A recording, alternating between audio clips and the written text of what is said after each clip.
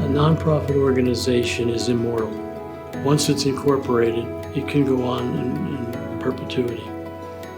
Unfortunately, the people that run it are not. It's not an issue in a nonprofit of if my executive director or president leaves, it's when. Increasingly, the value of succession planning has been heightened among the nonprofit sector. I know that the North Carolina Center for Nonprofits has done a lot of work and workshops and information and education around succession planning. They call it, it's inevitable, right?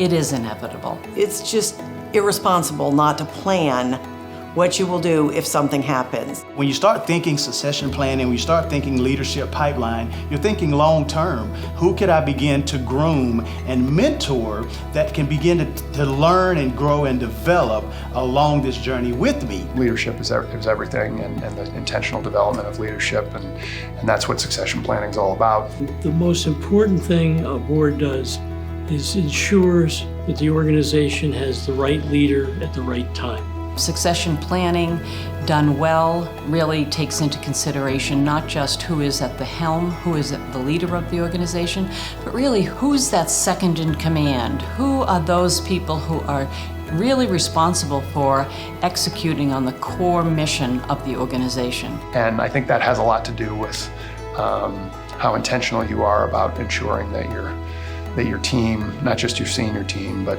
that your board and your team are working together. You know, you show up at the man's door, you knock on the door, say, show me the way, right? And he just takes you by the hand and says, here's what you need to do to be able to have these results. And so to get back to the apprenticeship of developing and mentoring people in any capacity, but particularly in leadership, I think is critical to the success, the sustained success long-term of any organization. Don't be afraid of succession planning. It's not that much work. It sounds like it is. Compared to other things you do on nonprofit boards, it really isn't that much work. But the peace of mind, I mean, not doing a succession plan is the most irresponsible thing a board can do.